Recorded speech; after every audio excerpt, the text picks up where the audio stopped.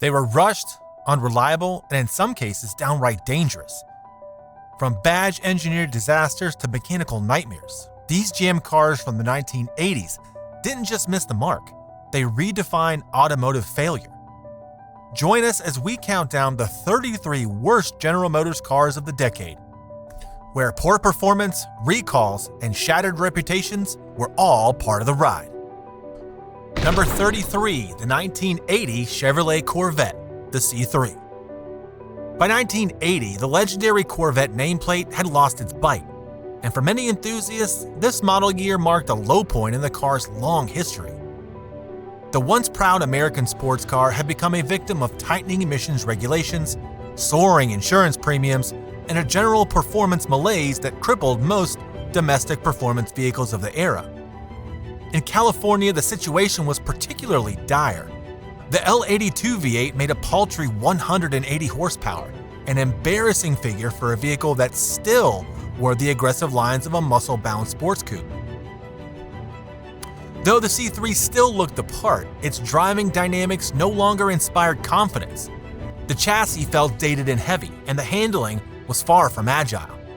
Despite the addition of aluminum components and optional features like an automotive overdrive transmission, the car struggled to keep up with even modest European and Japanese competitors of the time. Worse, Corvette loyalists criticized the 1980 model for being all show and no go, a flashy fiberglass shell wrapped around a limp drivetrain. Complaints also extended to quality control. Owners frequently reported misaligned panels, squeaky interiors, and problematic emission systems that degraded engine performance even further. The public began to view the Corvette as a symbol of faded American automotive glory, rather than a standard-bearer of innovation. In many ways, the 1980 model served as a sad reminder that style couldn't cover up stagnation, placing it among the most disappointing Corvettes ever made, and a clear choice for inclusion in GM's worst cars of the decade. Number 32, the 1980 Chevrolet Monza. It was a car trapped in an identity crisis. Based on the Chevrolet Vega platform, a vehicle already infamous for its unreliability, the Monza tried to wear multiple hats. Marketed at different times as a sporty compact and a practical commuter, it ended up being neither. Cramped engine bays made repairs frustrating, particularly with the optional V8 that had to be shoehorned into a space better suited for a four-cylinder. The result? Overheating problems, difficult maintenance access, and a nose-heavy balance that made handling sluggish and unpredictable. Performance was uniformly underwhelming. Most Monzas came equipped with underpowered inline-4s or V6s that offered little more than strained acceleration and poor fuel economy by early 80 standards. The car's suspension tuning failed to inspire any real driver engagement, and excessive body roll undermined its pseudo-sporty aspirations. Inside, the Monza felt cheap and dated, with plastic-laden interiors and build quality that deteriorated rapidly. But the real nail in the coffin was reliability, or lack thereof. From weak differentials and shoddy electrical systems to chronic rust and misaligned doors, the Monza quickly earned a reputation for being more trouble than it was worth. Even the nameplate was mired in confusion. Depending on the year and trim, it was hard to tell whether you were driving a performance car or a cut-rate commuter. For many buyers, the Monza represented the worst of GM's badge engineering era, a confused, compromised product that didn't excel at anything, making it one of the most forgettable and disappointing GM cars of the early 1980s. Number 31, the 1982 Buick Century. When Buick introduced the front-wheel drive Century in 1982 as part of GM's new A-body platform, the goal was to offer a modern, space-efficient mid-size sedan.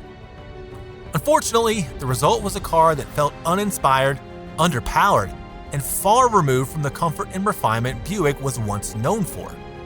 The base engine was the infamous 2.5-liter Iron Duke four-cylinder, an agricultural-sounding lump that wheezed out just 90 horsepower. Acceleration was sluggish, and highway merging became a calculated risk, not an effortless maneuver. Even worse were the early electronic engine control modules, which frequently malfunctioned, causing rough idling, poor throttle response, and hard starting. GM's attempt at integrating new technology backfired, and the Century became known for its drivability problems, with many owners reporting frequent stalling or hesitation under load. Those who opted for the available 4.3-liter diesel V6, a low-powered, noisy, and highly failure-prone engine, fared even worse, often dealing with injector failures, oil leaks, and hard starts in cold weather. Fit and finish were also lacking. Rattling dashboards, flimsy trim, and misaligned panels were common complaints. The Century's handling was numb and boat-like, and road feedback was almost entirely filtered out, making the driving experience feel distant and clumsy. While the car didn't find success among fleet buyers and budget-conscious families, it failed to uphold Buick's upscale image. Ultimately, the 1982 Century became yet another example of how GM's ambitious platform-sharing strategies in the 1980s often led to bland, error-prone vehicles that eroded brand prestige and disappointed loyal customers. Number 30, the 1982 Oldsmobile Cutless Sierra. It marked the debut of yet another badge-engineered A-body midsize sedan from General Motors, and it failed to stand out even among its equally uninspiring siblings. Though it bore the proud Cutlass name, a badge once associated with muscular style and reliable performance, the Sierra was an unremarkable front-wheel drive box that offered neither the prestige nor the quality Oldsmobile buyers expected. It launched with a tired 2.5-liter Iron Duke 4-cylinder that produced just 90 horsepower, resulting in dismal acceleration and labored highway performance. Owners complained of chronic engine vibration, poor throttle response, and unreliable idle due to early electronic control module issues. Interior noise was excessive, and wind intrusion at higher speeds gave the impression of a poorly insulated cabin. Add to that build quality inconsistencies like rattling panels, water leaks, and a dashboard prone to cracking, and the Sierra quickly lost favor among those expecting traditional Olds refinement.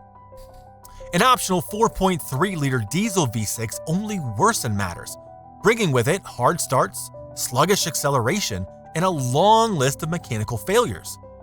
Despite eventually finding success in fleet and rental markets, early Cutless Sierra models earned a reputation for unreliability and mediocrity. It wasn't just a bad car, it was a symbol of Oldsmobile's sharp decline during the 1980s. Slapping a once-respected name on a car that offered neither excitement nor long-term dependability may have helped short-term sales, but it ultimately diluted the brand's identity and added another nail in the coffin of Oldsmobile's future. Number 29, the 1982 Pontiac 6000. Pontiac marketed the 1982 6000 as a performance-oriented sibling of GM's new A-body lineup, but that branding fell flat as soon as buyers got behind the wheel. Equipped with the same gutless 92 horsepower Iron Duke engine as its cousins, the base 6000 was agonizingly slow, taking nearly 15 seconds to reach 60 miles per hour. Even the available V6 options offered little improvement, leaving drivers with a car that talked a big game, but delivered a limp handshake. Beyond its anemic powertrains, the 6000 was riddled with build quality issues. Owners frequently reported dashboard rattles, leaky trunk seals, and malfunctioning power accessories within the first year. The car's front-wheel drive setup, while modern on paper, was let down by uninspiring suspension that offered a soft, floaty ride that handled like a shopping car with one broken wheel. Transmission problems were also not uncommon, with jerky gear shifts and frequent failures plaguing early models. The styling didn't help matters either. With a squared-off body, uninspiring lines, and shared panels with the Buick Century and Oldsmobile Sierra, the 6000 lacked any real design identity. Pontiac's famed excitement was nowhere to be found. Despite a half-hearted STE performance trims introduced later in the decade, the early 6000 models were textbook examples of GM's habit of cutting corners and calling it innovation. For a brand once known for fire-breathing muscle cars, the 6000 was a bland, disposable sedan that failed to live up to its name and left buyers wondering what happened to Pontiac's soul. Number 28, the 1982 Chevrolet Celebrity. It was a case study in how quickly high sales figures can mask poor engineering. As part of GM's new A-body quartet, the Celebrity was intended to usher in a front-wheel drive revolution for mainstream sedans. What buyers received instead was a car riddled with teething problems, quality control issues, and underwhelming performance. Powered by either a grumbling 2.5-liter four-cylinder or a 2.8-liter V6, the Celebrity offered lackluster acceleration and poor fuel economy compared to similarly priced imports. Owners complained early on about persistent engine control problems, primarily centered around the car's primitive electronic control module. Hard starts, erratic idling, and stalling were all too common. One of the most alarming issues was a factory recall due to deteriorating engine mounts, which caused excessive vibration and contributed to the car's already rough ride quality. Suspension tuning was soft and imprecise, resulting in poor road feedback and a boat-like handling feel that made spirited driving nearly impossible. The interior, although spacious, was far from refined. Cheap plastics, misaligned panels, and fast-wearing upholstery betrayed any sense of long-term durability. Wind noise was excessive, and the HVAC controls were finicky at best. While the Celebrity quickly became a rental fleet favorite due to its low cost and large cabin, the average owner found themselves grappling with frequent repairs and disappointment. In hindsight, the 1982 Celebrity was less of a breakthrough and more of a placeholder. Proof that GM could still sell cars in high volumes even if they were bland, bug-ridden, and forgettable. Number 27, the 1985 Buick Somerset. It was GM's misguided attempt to appeal to younger, tech-savvy drivers while still clinging to the conservative Buick identity. Built on the N-body platform and essentially a two-door version of the Skylark, the Somerset tried to set itself apart with digital gimmicks like a full digital dashboard and touch-sensitive controls. Unfortunately, the flashy features proved more frustrating than futuristic. The electronic speedometer frequently failed, while the rest of the digital interface aged poorly and confused even the tech-hungry buyers it was trying to impress. The drivetrain options were equally uninspiring. Most Somerset models came with the 2.5-liter Iron Duke four-cylinder or a mildly upgraded V6. Both made it to sluggish 3-speed automatics. Acceleration was dull, and highway merging required patience. Despite Buick's attempt to market it as a sporty compact coupe, the driving experience was numb and ponderous. Road noise was excessive, and the suspension struggled to balance comfort and control, especially over uneven pavement. Inside, the cabin suffered from low-rent materials, stiff seats, and awkward ergonomics. The cramped rear seats and limited trunk space didn't help either. To make matters worse, early models were notorious for electronic failures, leaky seals, and frequent complaints about interior fit and finish. Buick tried to dress up a compact platform with gimmicks and a badge, but the Somerset ended up being neither luxurious nor exciting. It became a symbol of GM's confused identity in the 1980s, straddling old-school comfort and new-school tech, yet failing to succeed at either. Number 26, the 1985 Oldsmobile Cutlass Cala.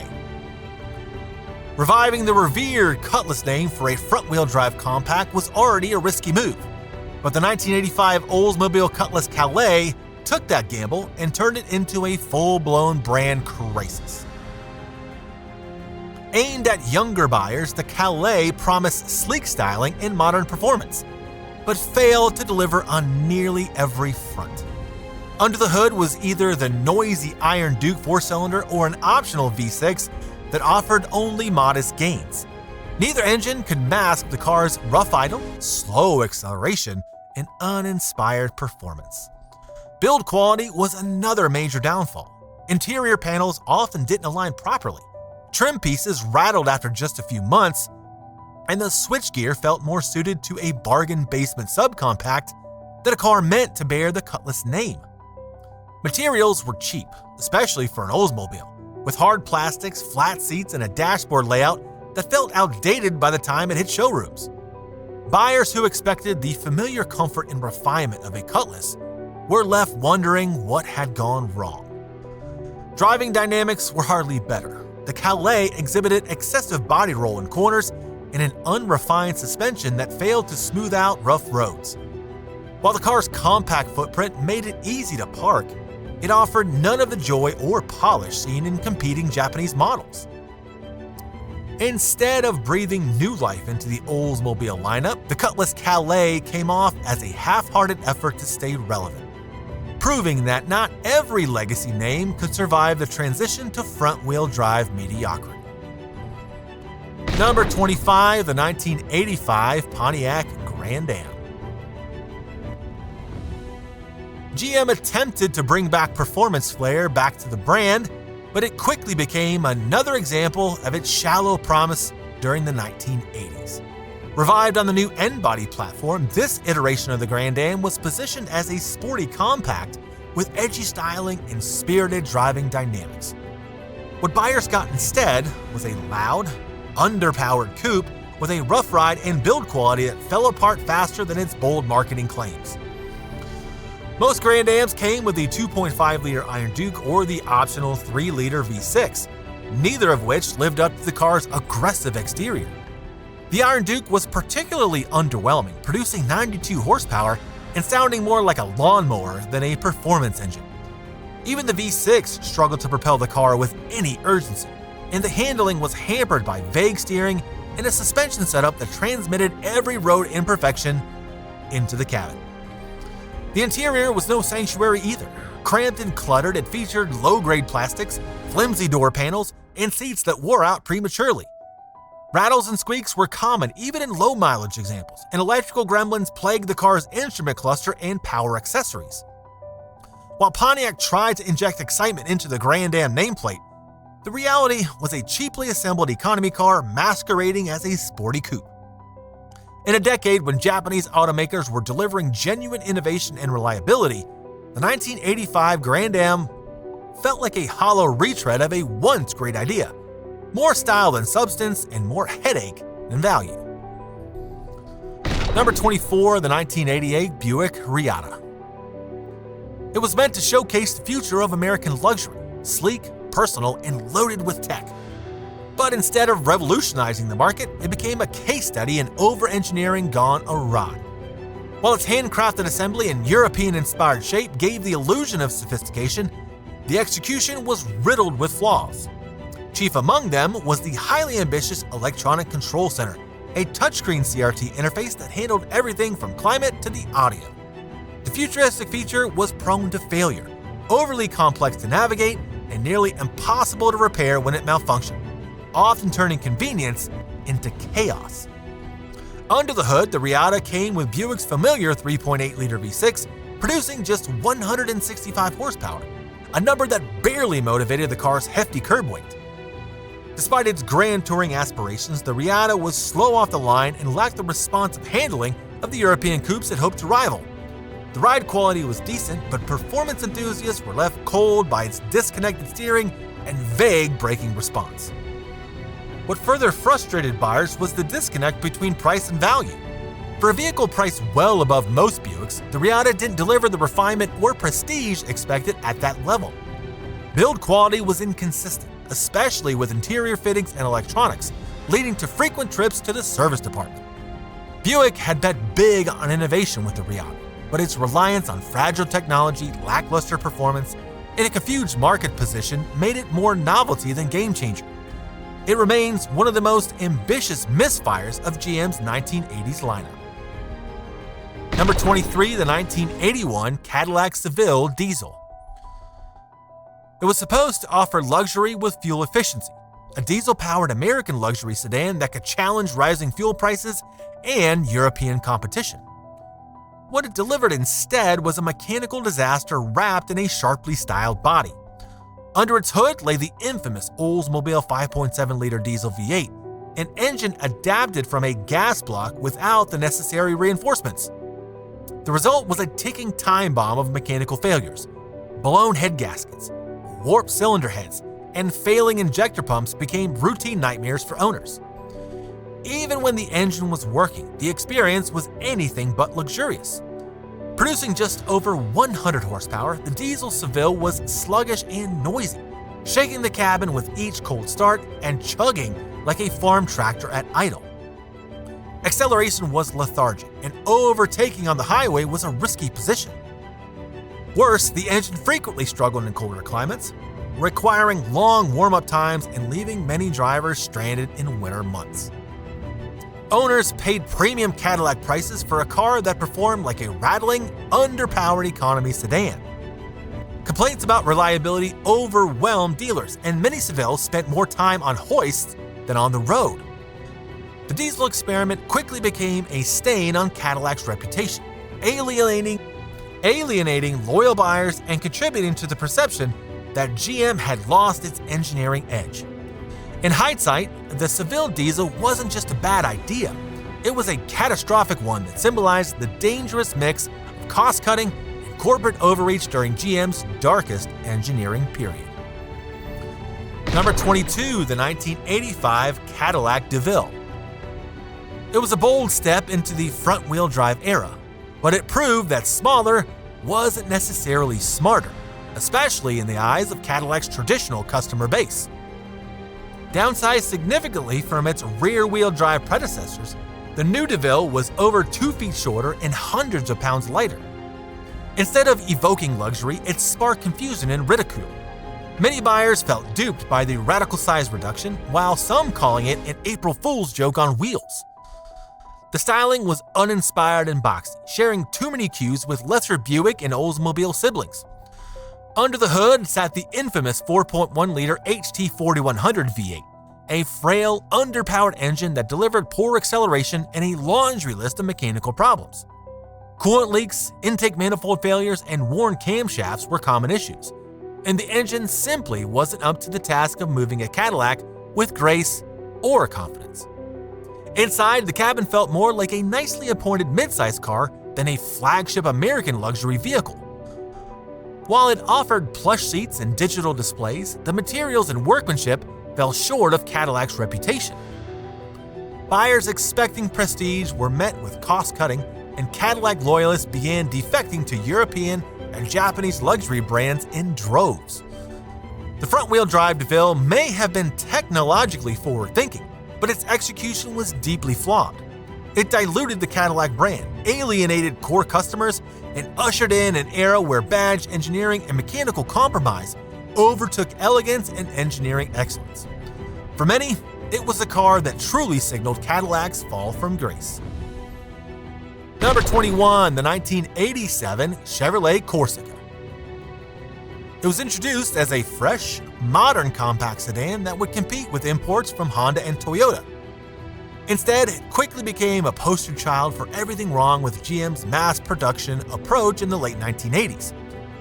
While the Corsica's aerodynamic styling looked promising on the outside, it couldn't hide the cheapness baked into every corner of the design. Under the hood, it offered either a buzzy 4-cylinder or a middling 2.8-liter V6 that delivered tolerable performance at best, but neither powertrain could save the Corsica from its deeper flaws. One of the most frequent complaints was the car's poor build quality. Interior panels rattled from the moment the car left the showroom, and cheap plastic trim pieces often broke within the first year. The electrical system was particularly troublesome, with early models plagued by faulty ignition modules, failing power accessories, and flickering dashboard lights. Owners also reported stalling issues, erratic idle behavior, and difficulty starting in cold weather. Though ride comfort was acceptable for a budget commuter, the handling was vague and uninspired, and the steering feel was numb, leaving drivers disconnected from the road. In terms of safety, the Corsica lagged behind foreign rivals with limited crash protection and subpar braking performance.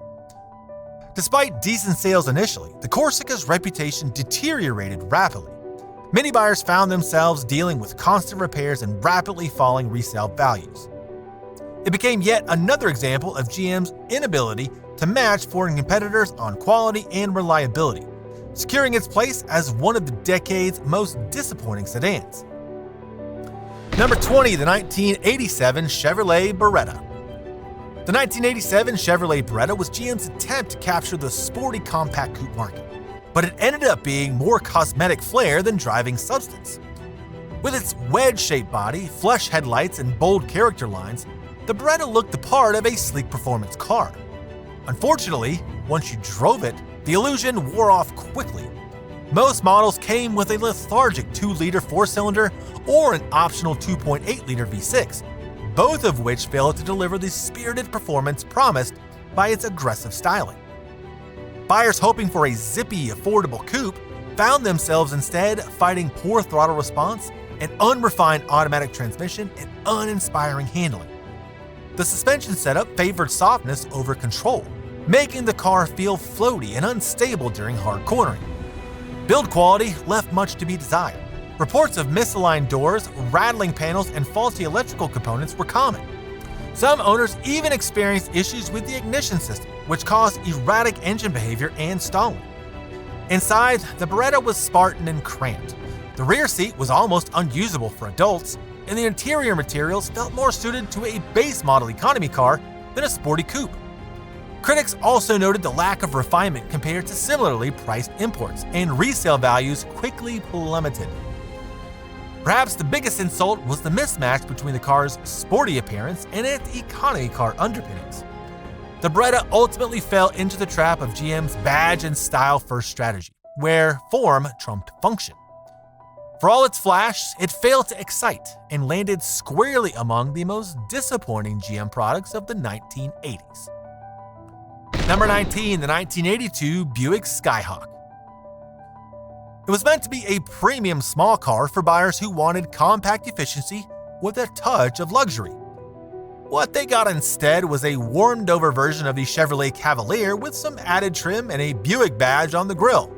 Built on the J-body platform, the Skyhawk shared its engines and mechanicals with other GM compacts, including the anemic 88-horsepower 1.8-liter 4-cylinder, which delivered sluggish acceleration and a harsh, noisy power band. Mated to a coarse 3-speed automatic, the drivetrain was anything but refined. Even worse, the Skyhawk suffered from major reliability issues. Carburetor problems caused poor fuel delivery, leading to hard starts and frequent stalling, especially in cold weather. The electronic control modules in early models were prone to failure, creating erratic engine behavior and expensive repairs. Quality control was inconsistent, with misaligned panels, interior rattles, and fast-wearing components becoming the norm. Despite being marketed as a step above the typical Econobox, the Skyhawk's interior was a disappointment. Hard plastics, cloth seats that worn out prematurely, and clumsy ergonomics undermined the premium experience. Safety was another weakness. Crash protection was minimal, and early models lacked basic features like rear shoulder belts or side impact protection. In a market where Japanese compacts were quickly setting new standards for reliability and refinement, the Buick Skyhawk fell flat. It not only failed to justify its higher price tag, but actively damaged Buick's image for quality and comfort. In the end, the Skyhawk was a rebadged failure, proof that luxury couldn't be faked with pinstripes and a hood ornament. Number 18, the 1982 Oldsmobile Fenza. It was yet another product of GM's J-body platform, a compact car designed for maximum cost savings and minimal distinction.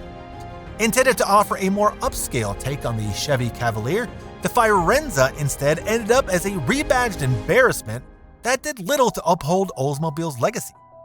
At launch, it came with the clunky 2-liter 4-cylinder Iron Duke engine, there it is again, which produced a feeble 88 horsepower and delivered one of the roughest driving experiences in its segment.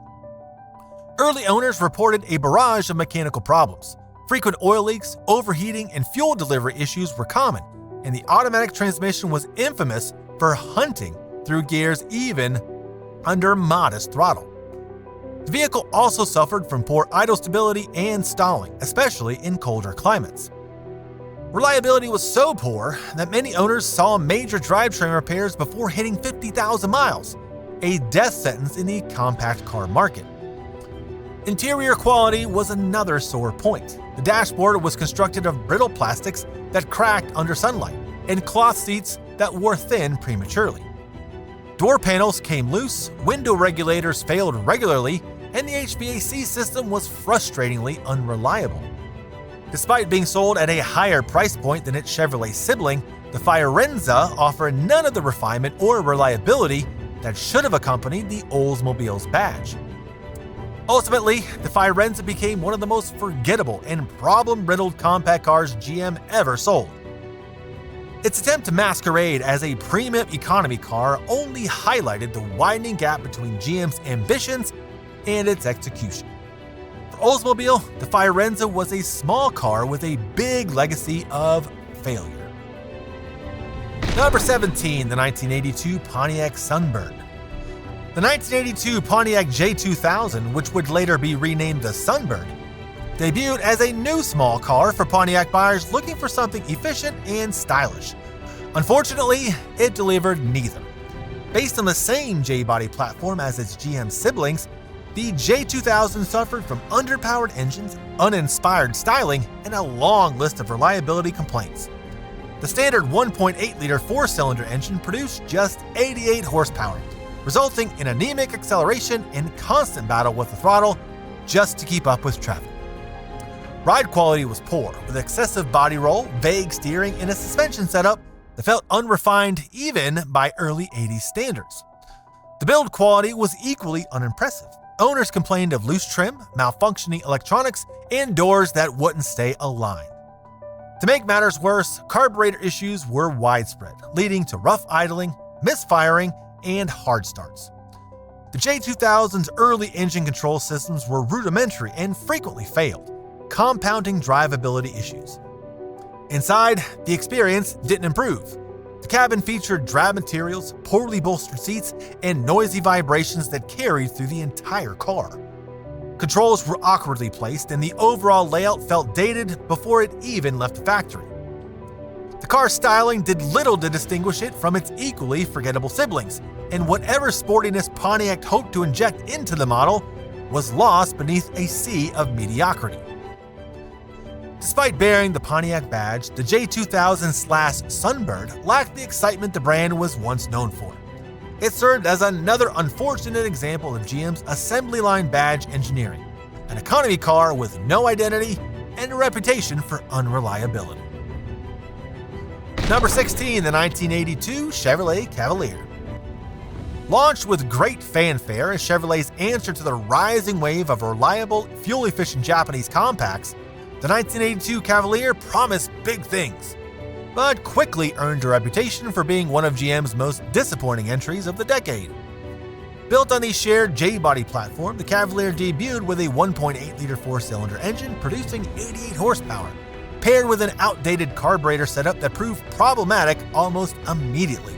Hard starts, surging, and stalling plagued early models, especially in cold weather, while the automatic transmission was notorious for sluggish response and poor durability.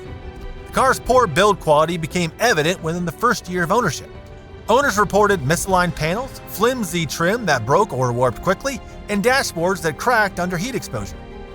Electrical problems included faulty alternators and unreliable dashboard gauges, further frustrated drivers. To make matters worse, early crash test results revealed mediocre occupant protection, earning the Cavalier a reputation as not only unreliable, but unsafe. Driving dynamics were uninspired. The steering was vague, handling was floaty, and ride comfort deteriorated quickly on anything but the smoothest roads. Inside, the cabin was cramped and noisy, with seats that flattened out after short use and controls that felt clunky and outdated. What was marketed as Chevrolet's new compact flagship turned out to be a half-baked, underdeveloped model rushed to market. While the Cavalier would go on to become a sales success due to its low price and fleet appeal, the early models were a mechanical mess that drove many customers away from GM for good. It was a cautionary tale of quality over quantity. Number 15, the 1986 Oldsmobile Toronado, the downsized version. It marked a dramatic and deeply unpopular shift for one of Oldsmobile's most iconic nameplates. Once a bold and luxurious personal coupe with futuristic styling and advanced engineering, the Toronado was reduced to a shrunken shadow of its former self. Downsized to ride on GM's E-body platform, the new front-wheel drive Toronado lost nearly 1,000 pounds and over a foot of length, but also lost the very identity that once made it distinctive. Gone was the V8 power, replaced by a 3.8-liter V6 that, while dependable, delivered only 140 horsepower, far too little for a car that still aspired to premium status. The performance was tepid, and acceleration was sluggish, and the overall driving experience dull.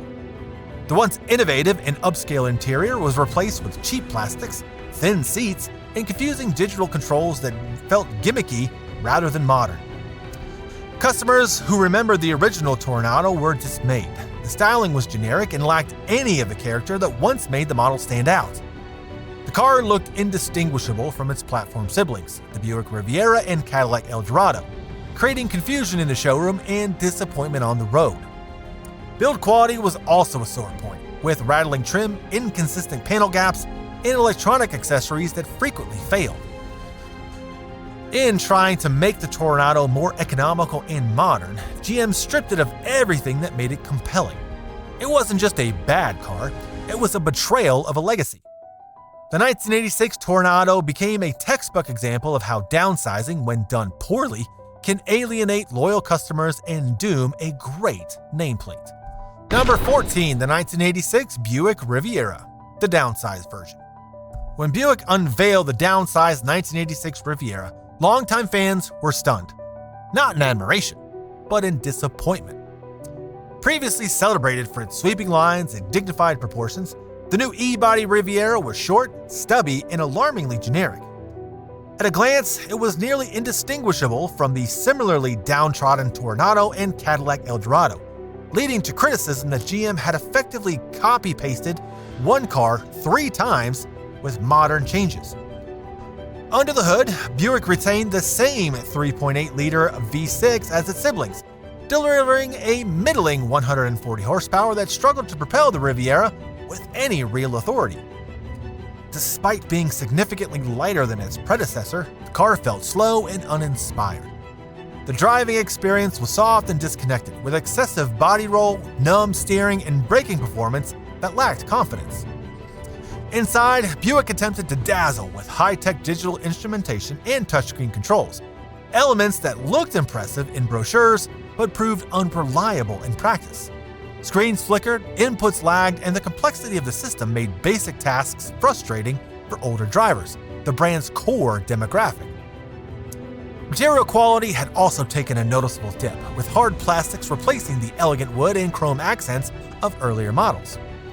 Sales suffered almost immediately. Riviera buyers who once valued elegance, power, and presence found themselves looking elsewhere, often to European luxury brands or upscale imports. Buick scrambled to stretch and restyle the car in later years, but the damage had been done. The 1986 Riviera stands as a tragic case of identity loss, a car that tried to be modern and ended up being mediocre. Number 13, the 1986 Cadillac El Dorado, the downsized version. It's widely regarded as one of the most damaging missteps in Cadillac's history. Once a symbol of personal luxury, style, and status, the El Dorado was drastically downsized for 1986, losing nearly 16 inches in length and over 350 pounds. While the move was intended to keep pace with fuel efficiency mandates and modern trends, it resulted in a car that looked and felt like a shrunken imposter of its grand predecessors. Buyers expecting a stately Cadillac coupe were shocked by the El Dorado's bland, boxy styling and its near-identical resemblance to lower-tier GM models. Even worse, the car carried infamous 4.1-liter HT4100 V8 under the hood, a lethargic and failure-prone engine that generated just 130 horsepower. Owners quickly discovered its weaknesses: frequent overheating, coolant leaks, worn camshafts, and intake manifold problems. Acceleration was sluggish and unworthy of the Cadillac badge. The interior, once a stronghold of Cadillac opulence, suffered from the same cost-cutting plagues seen through GM in the 1980s. Hard plastics, flimsy door panels, and unreliable electronic features eroded any sense of premium craftsmanship. Sales plummeted by over 70% compared to the previous year, and Cadillac was forced to stretch and revise the car by the end of the decade. The 1986 El Dorado became a poster child for GM's failure to understand its luxury audience. It wasn't just a poor car, It was a product that portrayed the very essence of what Cadillac stood for. For many, it was the moment when America's premier luxury brand officially lost its crown.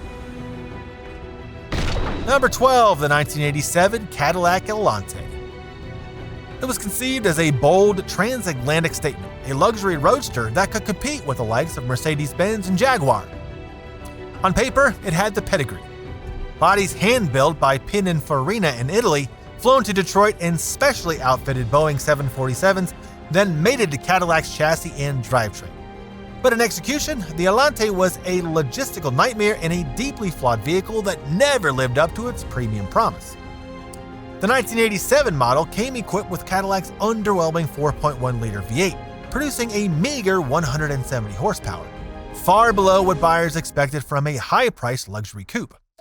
Acceleration was sluggish, and the front-wheel drive layout compromised the sporty handling Cadillac was aiming for. Reviewers noted heavy torque steer, poor weight distribution, and an overall lack of driving excitement. It didn't help that the car weighed over 3,600 pounds, further dulling its performance. Inside, the Elante did offer advanced features for the time, like a digital instrument panel and Bose audio. However, these electronics were notoriously glitchy. Malfunctions in the climate control, dashboard displays, and convertible top mechanisms were common, with many owners reporting repeat trips to the dealerships for repairs. Build quality was also inconsistent, thanks in part to the complicated international production process. Despite its exotic roots and marketing hype, the Elante struggled to find an audience. Sales were slow, and reliability issues haunted its early reputation. Cadillac hoped this car would redefine its brand image for the modern era. Instead, the Elante became a cautionary tale, an ambitious, over-engineered misfire that never justified its price tag or production complexity. Number 11, the 1982 Chevrolet Camaro. It marked the debut of the third generation, with sleeker styling and a lighter platform. But for performance enthusiasts, it was a bitter disappointment, especially the base model, which came equipped with the infamous 2.5-liter, you guessed it, Iron Duke 4-cylinder engine. Producing just 90 horsepower, the underpowered lump turned the Camaro into a slow-moving embarrassment, with 0 to 60 times crawling past the 20-second mark. It was a muscle car in name only. The mismatch between aggressive design and dismal performance was almost laughable. Enthusiasts derided the Iron Duke Camaro as all show, no go, with some even nicknaming it the Iron Puke. Gosh. The car's performance numbers lagged behind even modest economy cars of the time. Owners hoping for an affordable slice of V8 Americana were left with a wheezy, vibrating 4-cylinder and a driving experience completely devoid of excitement. The problems didn't end at the powertrain. Early third-gen Camaros also suffered from build quality issues, with rattling interiors, paint that faded rapidly, and electronics prone to failure. The optional fuel injection on some models was new and glitchy, causing rough idle and stalling problems. Suspension tuning on base models was soft, leading to uninspired cornering and body roll. Though later variants of the third-gen Camaro would redeem the nameplate, the 1982 Iron Duke version is still remembered as one of the weakest Camaros ever built.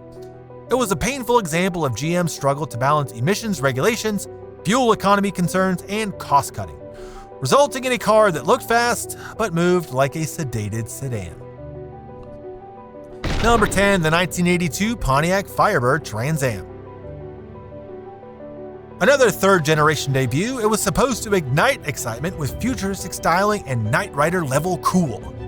But under its sleek, aerodynamic body lurked one of the most underwhelming drivetrains ever to bear the Trans Am name.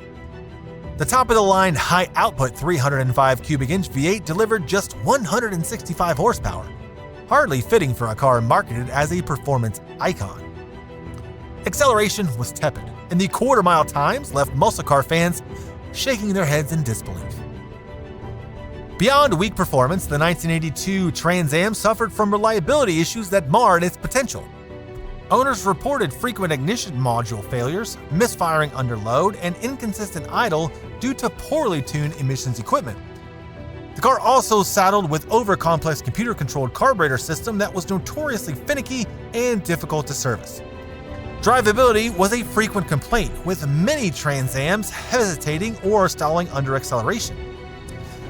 The styling may have turned heads, but the interior disappointed. Cheap plastics and hard-to-read digital displays and flimsy switchgear made the cockpit feel more like a gimmick than a true driver's environment. Poor build quality issues like squeaks, rattles, and water leaks were all too common. Suspension tuning tried to split the difference between sport and comfort, but accomplished neither. The 1982 Trans Am perfectly embodied the muscle car identity crisis of the early 1980s. It promised speed, but delivered sluggishness, showcased innovation, but suffered from unreliable tech, and wore a badge, but failed to live up to its name. For many fans, it was one of the lowest points in Trans Am history.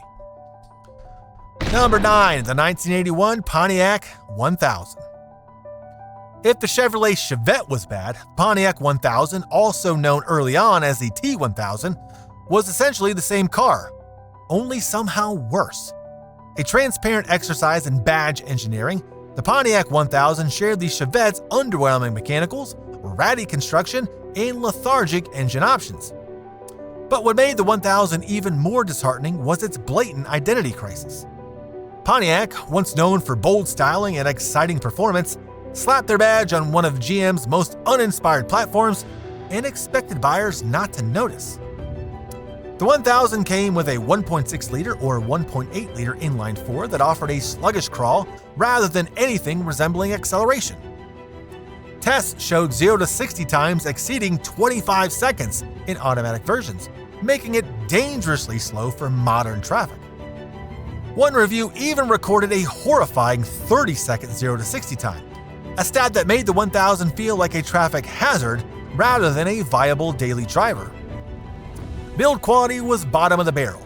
Dashboards cracked, seats wore quickly, and the HVAC controls felt like they had been borrowed from a toy. Brake performance was marginal, the suspension crashed over bumps, and the steering was vague and unresponsive. Owners also complained of poor reliability, with ignition and carburetor issues cropping up even at low mileage. Worst of all, it represented a brand in crisis. Pontiac enthusiasts were appalled to see their favorite performance division peddling what was essentially a rebadged Econobox devoid of character or charm. The 1000 tarnished Pontiac's image and remains a sobering reminder of how far a brand can fall when corporate cost-cutting takes priority over product integrity. Number 8, the 1987 Pontiac Lemons. It marked a stunning low point for a nameplate once synonymous with American muscle. Revived after nearly a decade, the Le Mans returned not as a fire-breathing GTO sibling, but as a Korean-built captive import manufactured by Daewoo. What was once an icon of performance had become a rebadged subcompact with flimsy construction, anemic powertrains, and laughable reliability. Equipped with a 1.6-liter four-cylinder that barely made 74 horsepower, the Le Mans was slow even by economy car standards. Acceleration was sluggish and highway driving was a chore, with the engine wheezing under stress and offering little in the way of refinement. The 5-speed manual transmission felt rubbery and vague, while the optional automatic sapped what little performance the engine had. Handling was uninspired, marred by excessive body roll and weak brakes that faded under light use. Build quality was abysmal. Owners reported rattling dashboards, loose trim, faulty electronics, and premature rust, especially in the wheel wells and undercarriage. Interior materials felt cheap and brittle, and the ergonomics were awkward, with poorly placed controls and seats that collapsed over time. Dealerships were inundated with complaints, and resale values plummeted. The worst part was the betrayal of the Le Mans name. Once a proud performance coupe, it was now a budget car with none of the pedigree or polish. The 1987 Le Mans didn't just disappoint, it embarrassed. It served as a clear indicator of GM's desperation in the compact car segment, and its failure helped further erode Pontiac's already fragile identity in the late 1980s. Number 7, the 1980 Buick Skylark. It was among the first of GM's much-hyped X-body front-wheel drive compacts, intended to usher in a new era of efficiency and innovation. Instead, it became one of the most reviled vehicles of the decade. Sharing its underpinnings with the ill-fated Chevrolet Citation, the Skylark suffered from the same raft of structural flaws, quality control issues, and safety concerns that would eventually land the entire platform in the crosshairs of lawsuits and government scrutiny. From day one, the Skylark was plagued by complaints. Rear brakes were prone to locking up under light braking, causing dangerous spinouts and multiple crash reports. A recall was eventually issued, but only after federal investigations stepped in. Build quality was shockingly poor. Welds cracked, dashboards rattled, doors wouldn't align properly, and rust set in early. The car's front suspension geometry caused unpredictable handling, especially in wet or icy conditions. Under the hood, power came from a 2.5-liter, you guessed it again, Iron Duke, or a V6, neither of which delivered inspiring performance. Acceleration was sluggish, throttle response was inconsistent, and the automatic transmission was clunky and prone to failure. The ride was harsh, and noise insulation was nearly non-existent, creating a grating driving experience. What truly stung was Buick's betrayal of its mid-tier luxury image. The Skylark, instead of being a refined, compact Buick, felt like a slapped-together econobox wearing a badge it didn't deserve. It was a textbook case of cutting corners for cost savings, and it cost GM dearly in public trust. The 1980 Skylark wasn't just a bad car, it was a dangerous one. Number 6, the 1980 Oldsmobile Omega. This was another X-body horror story, and it arguably stands out as the worst of the bunch for dragging Oldsmobile's once sterling name through the mud. On paper, it offered modern front-wheel drive, a compact footprint, and fuel efficiency. In reality, it was a mechanical minefield. Buyers quickly discovered the Omega was barely more than a Chevrolet Citation in a different outfit, with all the same dangerous faults, but with added disappointment from a brand that was once known for quality. The rear brake lockup issue, one of the most damning design flaws in the entire X-body lineup, was present here too. The National Highway Traffic Safety Administration was flooded with complaints after reports of crashes caused by sudden rear wheel lock during braking. Add to that weak transmissions, cracking engine mounts, and frequently electrical failures, and you had a car that felt like it was falling apart while still under warranty. The interiors were Spartan and poorly assembled, with dash panels that vibrated, trim that fell off, and seats that lost their padding within months. Even the exterior panels showed early signs of rust, often before the vehicle hit 30,000 miles. Performance was uninspiring, thanks to the same gutless Iron Duke engine or a wheezy V6, both mated to glitchy 3-speed automatics. Oldsmobile's decision to stake its future on this platform helped erode decades of goodwill. The 1980 Omega wasn't just unreliable, it was unsafe, uninspired, and unworthy of the badge. It helped kickstart Oldsmobile's long, slow descent into irrelevance, one recalled unit at a time. Number 5, the 1980 Pontiac Phoenix. It was supposed to be the sporty alternative to GM's all-new X-body lineup, but it ended up being a cautionary tale in compromised engineering. Pontiac dressed the Phoenix in a slightly more aggressive skin than its Citation-based siblings, but underneath the surface, it shared all the same catastrophic problems that would haunt the entire platform. The most dangerous of these was the notoriously defect rear brake system, which had a habit of locking up under normal braking, especially in wet conditions, causing the car to spin uncontrollably. The issue became so widespread that it prompted a federal lawsuit and a recall that tainted the Phoenix reputation forever. Power came from a 2.5-liter Iron Duke, surprise surprise, or an optional V6, neither of which could redeem the car's sloppy dynamics. Acceleration was underwhelming and handling was unpredictable thanks to flawed suspension geometry and weak structural rigidity. The unrefined 3-speed automatic transmission further dulled the driving experience. Interior quality was equally troubling. Owners complained of squeaky dashboards, peeling trim, and power accessories that stopped working within the first year. Reports of cracked welds and body flex under stress highlighted the poor structural build. Even cosmetic details like misaligned panels and bubbling paint showed how rushed the Phoenix was to production. In a decade already marked by GM's reputation decline, the Phoenix served as a stark reminder of what happens when style and marketing are prioritized over safety and quality.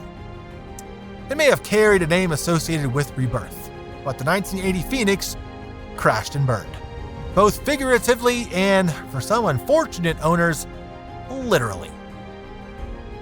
Number 4, the 1980 Pontiac Fiero. Few cars in GM history generated as much initial excitement and then so much disappointment as the 1984 Pontiac Fiero. With its mid-engine layout, composite body panels, and wedge-shaped styling, the Fiero looked like the affordable American sports car enthusiasts had been dreaming of. But reality came crashing down just as quickly as the oil leak started. The Fiero's launch year was marred by one of the most embarrassing safety flaws in GM's portfolio. It had a tendency to catch fire. The root of the problem lay in the Iron Duke 2.5 liter. Wow. The engine's undersized oil pan and a dangerously inaccurate dipstick.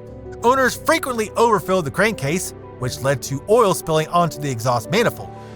Combine that with a poorly ventilated engine bay, and the result was an alarming number of engine fires. So many that GM eventually had to issue multiple recalls.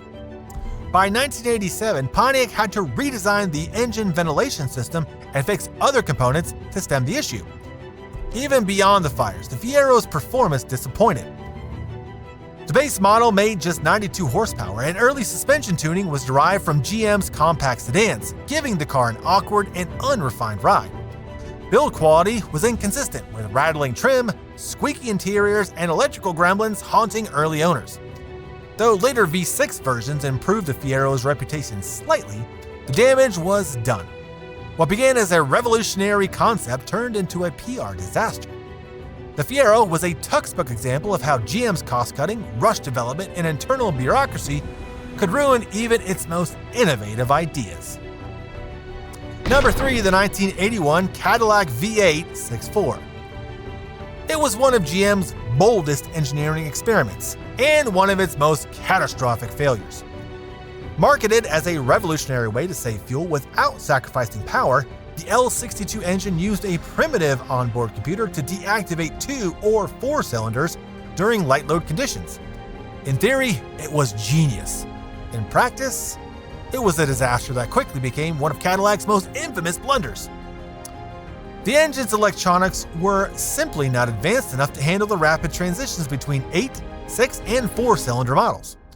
Drivers experienced severe hesitation, surging, bucking, and frequent stalling, especially during acceleration or when the system attempted to re-engage cylinders. Cadillac issued more than a dozen software updates within the first year alone, trying to salvage the engine's performance, but none were fully effective. Most dealers eventually resorted to deactivating the system altogether.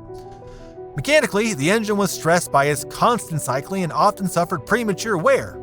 Customers who expected Cadillac-level smoothness were instead treated to rough idle, drivability issues, and multiple trips to the shop.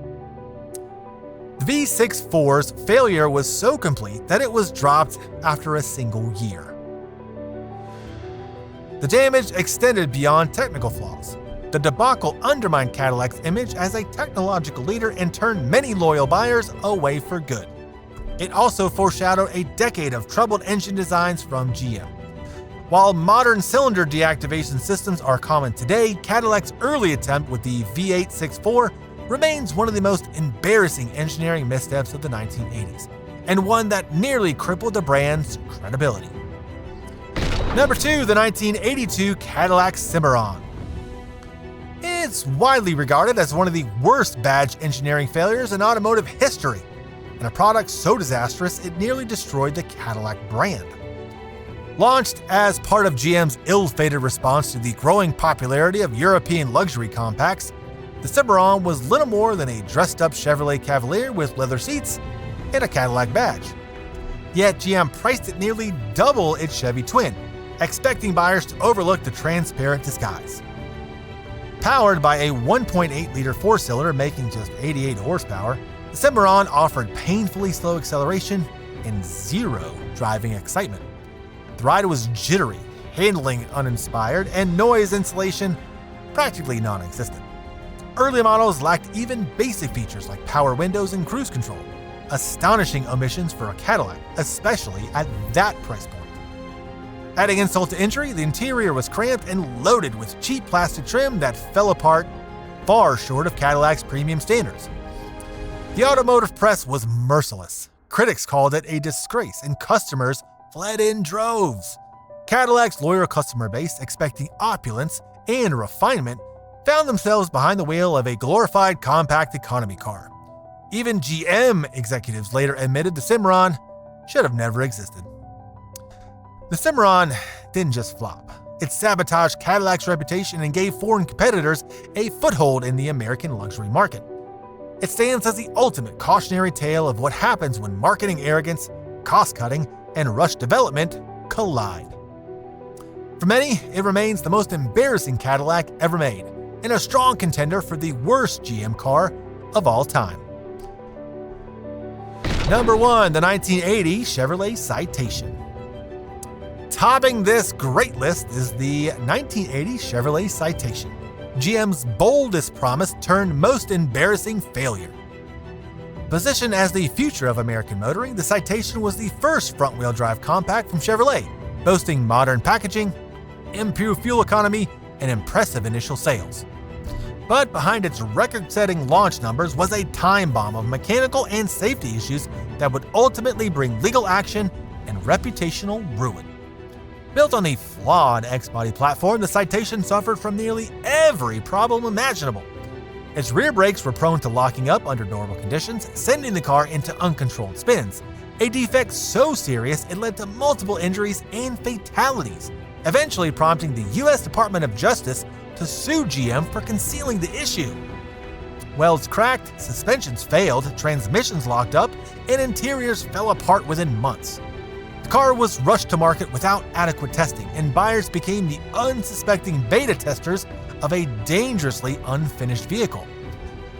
The base 2.5-liter, Iron Duke engine was noisy, underpowered, and mated to a clunky automatic transmission that frequently failed.